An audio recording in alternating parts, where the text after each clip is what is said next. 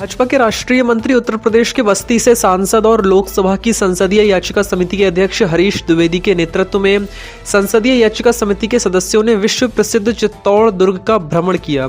इस अवसर पर लोकसभा की संसदीय याचिका समिति के अध्यक्ष हरीश द्विवेदी ने कहा कि याचिका समिति के अध्ययन का दौरा बड़ोदरा उदयपुर के बाद आज चित्तौड़गढ़ का है। इसी संदर्भ में सोमवार को समिति के सदस्यों ने उदयपुर का दौरा किया था। इस दौरान उदयपुर में पेट्रोलियम कंपनी के अधिकारियों के साथ बैंकों के अधिकारियों से योजनाओं के बारे में भी चर्चा की गई और मोदी सरकार की योजनाओं को आम जन तक पहुंचाने में कितनी सफल हुई है इसकी जानकारी ली गई।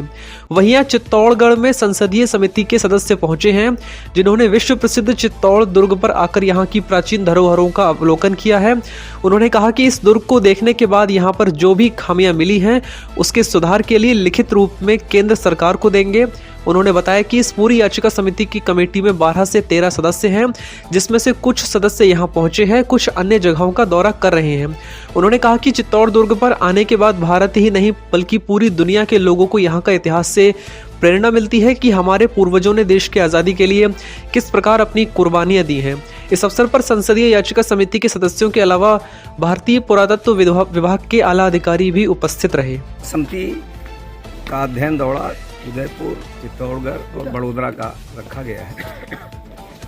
उसी संदर्भ में कल हम लोग उदयपुर आए और उदयपुर में पेट्रोलियम कंपनियों के बारे में, बैंकों के बारे में जो योजनाएं उनकी चल रही हैं, उन योजनाओं की समीक्षा करना, वो योजनाएं कितनी पूरी हुई हैं, मोदी सरकार के उद्देश्यों में कितनी सफल हुई हैं, सारे विषयों को लेकर के हम लोग अध्ययन दौरा किए हैं। और उसी संदर्भ में आज चित्तौड़गढ़ में यहाँ पर ऐतिहासिक और पूरे देश दुनिया के लिए जो प्रेरणा का स्थान है, से चित्तौड़गढ़ किले का भी दौरा करने और दर्शन करने के लिए मुख्य रूप से हम लोग यहाँ आए हैं।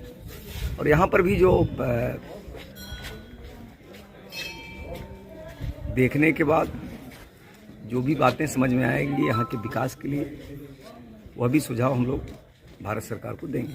कितने साल कौन है इस समय? तो यहाँ पर अभी 4-5 सांसद हैं और 1-2 लोग दूसरे स्थानों पर गए हैं। पूरी कमेटी में लगभग 12-13 लोग आते हैं। इस संदर्भ में हम लोग यहाँ आज आए हैं और निश्चित रूप से यहाँ आकर के हम सबको और समस्त भारतवासियों को और पूरी दुनिया में भारत के रहने वाले लोगों को एक प्रेरणा मिलती है कि ऐसे हमारे पूर्वजों ने इस देश की आज़ादी के लिए, इस देश की एकता और अखंडता के लिए किस प्रकार अपनी कुर्बानी दे करके इस देश को बचाने का काम किया। थैंक